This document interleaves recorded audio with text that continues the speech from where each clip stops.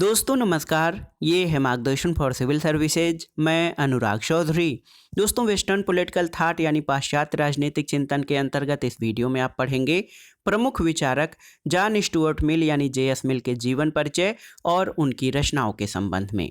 इस वीडियो में हम जे.एस. मिल के जीवन के विभिन्न पहलुओं और उनकी रचनाओं के बारे में जानेंगे। साथ ही इसमें हम परीक्षाओं की दृष्टि से महत्वपूर्ण तथ्यों को रेखांकित करते चलेंगे ताकि आप उन पर विशेष रूप से फोकस कर सकें। तो आइए शुरू करते हैं आज का वीडियो। जॉन स्टुअर्ट मिल का जीवन परिचय और महत्वपूर्ण रचनाएं। दोस्तों जॉन स्टुअर्ट मिल पाश्चात्य चिंतन में अंतिम उपयोगितावादी और प्रथम व्यक्तिवादी के रूप में प्रसिद्ध हैं। बहुत ही महत्वपूर्ण तथ्य है, जॉन स्टुअर्ट मिल पाश्चात्य चिंतन में अंतिम उपयोगितावादी और प्रथम व्यक्तिवादी के रूप में प्रसिद्ध हैं। अंतिम उपयोगितावादी इसलिए कि मिल के पिता जेम्स मिल और उनके मित्र बेंथम जॉन स्टुअर्ट मिल को एक दृढ़ उपयोगितावादी के रूप में देखना चाहते थे और उन्होंने इसके लिए मिल को उपयोगितावादी दर्शन का विशद ज्ञान भी प्रदान किया। लेकिन दोस्तों मिल ने उपयोगितावाद को ग्रहण करने के बावजूद उपयोगितावाद की उस समय की प्रचलित आलोचनाओं से बचने के लिए उपयोगितावाद को एक ऐसा स्वरूप प्रदान किया जो बेंथम के उपयोगितावाद से पूरी तरह भिन्न था। अधिकतम व्यक्तियों का अधिकतम सुख, ये बेंथम का उपयोगितावादी दर्शन था जिसमें वह सुखों में केवल मात्रात्मक अंतर को मानता है। लेकिन दोस्तों देखिए बहुत ही महत्वपूर्ण रहा, मिल ने उपयोगितावाद में संशोधन किया। मिल जो है अंतिम उपयोगितावादी इसलिए कहा जाता है कि वो अपने सिद्धांत को उपयोगितावाद तो कहता है लेकिन उसने उपयोगितावाद में ऐसे संशोधन कर दिए हैं जिनसे उपयोगितावाद का स्वरूप नितांत परिवर्तित हो गया है। बेंथम जहां सुखों में मात्रात्मक भेद मानता है, वहीं पर मिल इन सुखों में मात्रात्मक भेद के साथ गुणात्मक भेद को स्वीकार करता है और बाहरी तत्वों को सुख और दुख का स्रोत समझने के साथ मानवीय भावनाओं को भी सुख और दुख का स्रोत मानता है। जहाँ पर बेंथम का अधिकतम व्यक्तियों का अधिकतम सुख का सिद्धांत राजनीतिक था, वहीं पर मिल ने इसे नैतिक सिद्धांत के रूप में स्वीकार किया है और अपने पिता जेम्स मिल और बेंथम के प्रति उसकी निष्ठा इतनी प्रबल थी कि वह उनके सिद्धांतों से बहुत दूर निकल जाने के बाद भी अपने आप को उपयोगितावादी ही समझता रहा। प्रथम व्यक्तिवादी मिल को इसलिए कि व्यक्तिवाद का उदय 18वीं शताब्दी के उत्तरार्ध में यूरोप में अतिशासन के दोषों की प्रतिक्रिया स्वरूप हुआ था और यूनानी विचारक दोस्तों आप जानते हैं कि राज्य को एक नैतिक पुरुष के रूप में स्वीकार करते थे और व्यक्ति को राज्य की अधीनता स्वीकार कर लेने की बात कहते थे। लेकिन आप जानिए कि रूसो, हीगल और बोसांग के द्वारा जो है उग्र आदर्शवादी विचारधारा का प्रतिपादन किया गया। व्यवहार में इस युग की कुछ सरकारें बहुत अधिक निरंकुश और अमर्यादित हो रही थीं, लेकिन 18वीं शताब्दी के औद्योगिक क्रांति ने इस व्यवस्था को असहनीय बना दिया और उद्यमी, प्रतिभाशाली और साहसी व्यक्तियों ने स्वतंत्र रूप से कार्य करने और राज्य के अनुचित हस्तक्षेप को समाप्त करने की मांग प्रारंभ कर दी। और ऐसे समय में आप जानते हैं एडम स्मिथ, माल्थस और रिकार्डो के द्वारा आर्थिक क्षेत्र में व्यक्ति की स्वतंत्रता का समर्थन किया गया था और मिल ने दोस्तों इसे जीवन के सभी क्षेत्रों में आगे बढ़ाया था।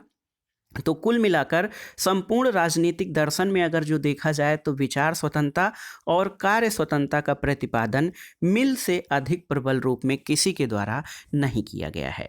तो आप इसको समझ लीजिए कि जॉन स्टुअर्ट मिल पाश्चात्य चिंतन में अंतिम उपयोगितावादी और प्रथम व्यक्तिवादी के रूप में प्रसिद्ध है। दोस्तों मिल के विचारों में उपयोगितावाद और व्यक्तिवाद का बेहतर समन्वय देखने को मिलता है और ये जो धारणा है उपयोगितावाद और व्यक्तिवाद का जो समन्वय है उसे राजनीतिक चिंतन में एक अलग स्थान प्रदान करता है।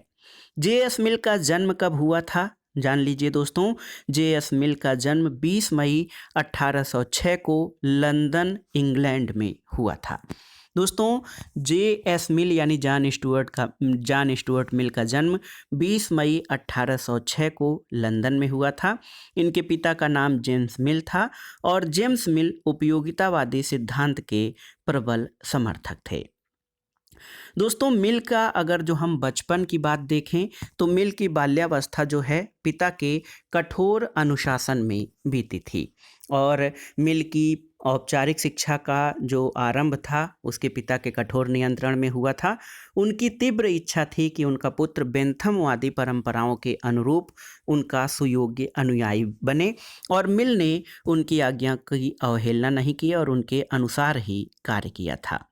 मिल बचपन में अत्यंत मेधावी और प्रतिभाशाली था। आप जान लीजिए कि मिल ने 3 वर्ष की अवस्था में ग्रीक और 8 वर्ष की अवस्था में लैटिन पढ़ना शुरू कर दिया था। और आप जान लीजिए कि ग्रीक और लैटिन भाषाएं दोनों ही कठिन हैं, लेकिन 8 वर्ष की अवस्था तक उसने जेनोफोन, हेरोडोटस, आइसोक्रेट्स, ये सभी यूनानी विचारक हैं, इनके ग्रंथों को और प्लेटो के 6 डायलॉग्स का अध्ययन पूरा कर लिया था।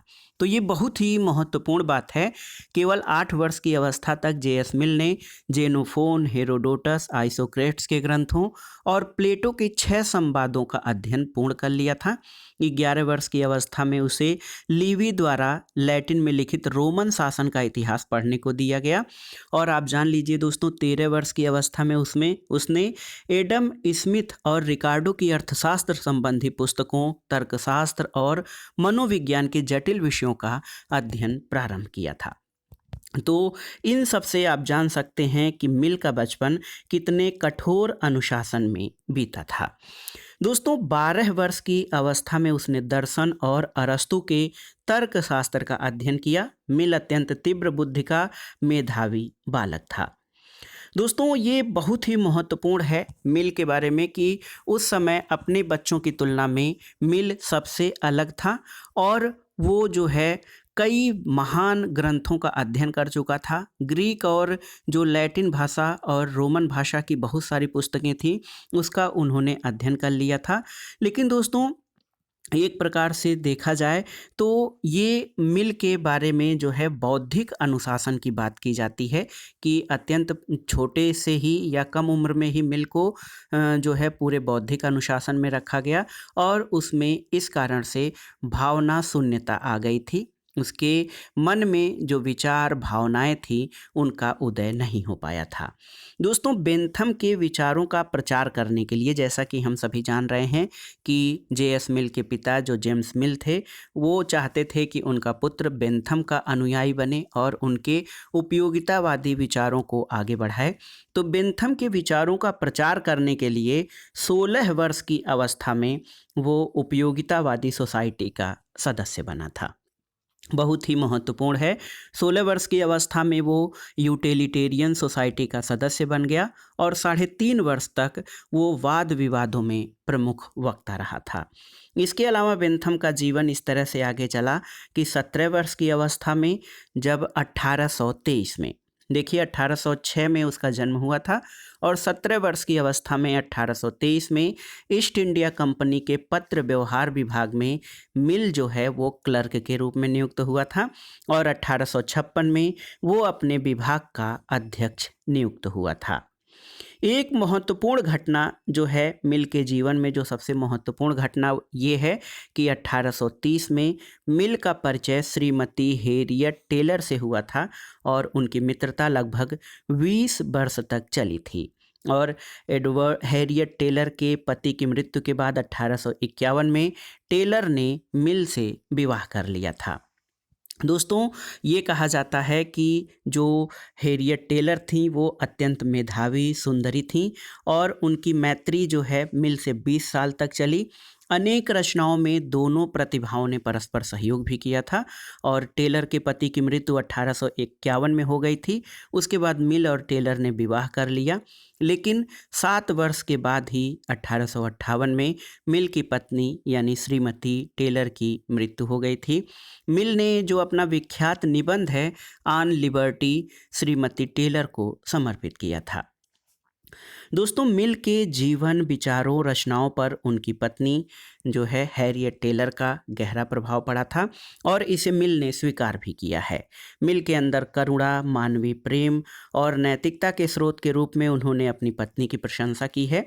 और दोस्तों देखिए, मिल की मृत्यु जो है, जे.एस. मिल की मृत्यु 1873, तो 1873 में। जन्म कब हुआ था ये जान लीजिए कि जॉन स्टुअर्ट मिल का जन्म 1806 में जो है लंदन इंग्लैंड में हुआ था और उनकी मृत्यु 1873 में फ्रांस के एविग्नान नामक शहर में हो गई थी और उसे अपनी पत्नी के पास ही कब्र में दफना दिया गया था। तो ये तो था जे.एस. मिल के जीवन परिचय के बारे में। दोस्तों देखिए, जे.एस. मिल की रचनाओं को भी जानना बहुत ज़रूरी है क्योंकि परीक्षाओं में यहाँ से प्रश्न पूछे जाते हैं। मिल ने अपना विख्यात निबंध ऑन लिबर्टी जो है दोस्तों अपनी पत्नी श्रीमती टेलर को समर्पित किया है। और देखिए उसके जीवन का जो एक महत्वपूर्ण भाग रहा है वो संसद सदस्य के रूप में 1865 में मिल ब्रिटिश संसद के सदस्य के रूप में निर्वाचित हुआ और 1865 से 1868 तक वो संसद का सदस्य रहा। दोस्तों संसद में मिल के भाषण के संबंध में तत्कालीन ब्रिटिश पीएम ग्लैडस्टन ने कहा था कि जब मिल का भाषण होता था तो मुझे ऐसा लगता था कि मैं एक संत की वाणी सुन रहा हूँ। और दोस्तों ये था कब, मिल जो है 59 वर्ष की अवस्था में, 59 ईयर्स की अवस्था में उन्होंने वो संसद के सदस्य के रूप में निर्वाचित हुए और 1865 से 1868 तक संसद के रूप में जो है संसद सदस्य के रूप में आयरलैंड में भूमि सुधार, किसानों की स्थिति, महिला मताधिकार और बौद्धिक कार्यकर्ताओं की स्थिति आदि के संबंध में अत्यंत क्रियाशील रूप में कार्य किया था। दोस्तों मिल अपने जीवन काल में एक स्वतंत्र चिंतक, विचारक और प्रतिभाशाली वक्ता के रूप में उन्होंने विशेष ख्याति अर्जित की थी। तो ये था मिल का जीवन परिचय। दोस्तों एक महत्वपूर्ण भाग है मिल की प्रमुख रचनाएं कौन कौन सी हैं और परीक्षाओं की दृष्टि से कौन सी रचनाएं उनकी महत्वपूर्ण हैं ये भी जानना जरूरी है। तो मिल की रचनाएं और उनके प्रकाशन वर्ष देख लेते हैं। मिल ने दोस्तों प्लेटोज डायलॉग्स लिखा है जो कि 1834 में प्रकाशित हुई है। प्लेटो के डायलॉग्स या प्लेटो के संवाद 1834 में ये मिल की रचना है। इसके अलावा सिस्टम ऑफ लॉजिक, ये दोस्तों सिस्टम ऑफ लॉजिक तर्क की पद्धति 1843 में, ये भी मिल की महत्वपूर्ण रचना है। एक महत्वपूर्ण रचना देखिए राजनीतिक अर्थव्यवस्था के सिद्धांत यानी प्रिंसिपल्स ऑफ पॉलिटिकल इकोनॉमी, ये 1848 में ये बुक प्रकाशित हुई थी। इसके अलावा देखिए 1859 में एस्से ऑन लिबर्टी। दोस्तों बहुत ही महत्वपूर्ण प्रश्न है, एस्से ऑन लिबर्टी कई बार पूछा जाता है कि ये कब प्रकाशित हुई थी। तो एस्से ऑन लिबर्टी 1859 में प्रकाशित जो है ये मिल की महत्वपूर्ण कृति है। इसके अलावा देखिए यहाँ पर एक बुक है कि थॉट्स ऑन पार्लियामेंट्री रिफॉर्म यानी संसदीय सुधारों पर विचार जो है ये मिल की महत्वपूर्ण पुस्तक है। 1859 में ये प्रकाशित हुई थी। इसके अलावा जो प्रश्न बार बार परीक्षाओं में पूछा जाता है ये बुक उनकी पूछी जाती है कंसिडरेशन ऑन रिप्रेजेंटेटिव गवर्नमेंट यानी दोस्तों कंसिडरेशन ऑफ रिप्रेजेंटेटिव गवर्नमेंट। तो ये आप जान लीजिए प्रतिनिध्यात्मक शासन पर विचार, ये 1861 में प्रकाशित जे.एस. मिल की रचना है। इसका वर्ष भी याद रखिएगा। एस्से ऑन लिबर्टी 1859 में और कंसिडरेशन ऑन रिप्रेजेंटेटिव गवर्नमेंट ये 1861 में प्रकाशित हुई थी। उपयोगितावाद यानी यूटिलिटेरियनिज्म, तो ये दोस्तों कहीं कहीं इसका प्रकाशन 1861 में लिखता है और कहीं कहीं पर 1863 में। तो आपको मैं बता दूं कि 1861 में ये जो उपयोगितावाद पुस्तक है ये निबंध के रूप में प्रकाशित होनी शुरू हुई थी एक पत्रिका में, लेकिन पुस्तक के रूप में इसका प्रकाशन 1863 में हुआ था। इसके अलावा सब्जेक्शन ऑफ वीमेन, नारी अधीनता, ये 1869 में प्रकाशित हुई थी। और जे.एस. मिल ने अपनी आत्मकथा यानी ऑटोबायोग्राफी लिखी थी जो कि 1873 में प्रकाशित हुई। 3 एसेज ऑन रिलीजन यानी धर्म पर 3 लेख 1874 में प्रकाशित हुआ था। दोस्तों राजनीति विज्ञान या जो हमारे परीक्षा हैं उनकी दृष्टि से जो उनकी महत्वपूर्ण पुस्तकें और रचनाएं पूछी जाती हैं तो उनकी रचना ऑन लिबर्टी ये 1859 में और प्रतिनिध्यात्मक शासन पर विचार यानी कंसिडरेशन ऑन रिप्रेजेंटेटिव गवर्नमेंट, ये 2 रचनाएं सबसे महत्वपूर्ण हैं। और आप जान लीजिए कंसिडरेशन ऑन रिप्रेजेंटेटिव गवर्नमेंट जो है, यहाँ से देख लेते हैं कि ये 1861 में प्रकाशित हुई थी। तो राजनीति विज्ञान के क्षेत्र में उसकी जो महत्वपूर्ण रचना है ऑन लिबर्टी और कंसिडरेशन ऑन रिप्रेजेंटेटिव गवर्नमेंट, ये बार बार पूछा जाता है। इसके अलावा द सिस्टम ऑफ लॉजिक ग्रंथ जो है, ये न्यायिक अनुसंधान में एक विशेष युग का सूचक है। दोस्तों, आप जान लीजिए कि जो महत्वपूर्ण पुस्तक उसकी ऑन लिबर्टी है, वो एक पुस्तक के रूप में अगर जो लिबर्टी को देखा जाए तो 1859 में ए ट्रीटाइज ऑफ लिबर्टी के रूप में प्रकाशित हुई थी।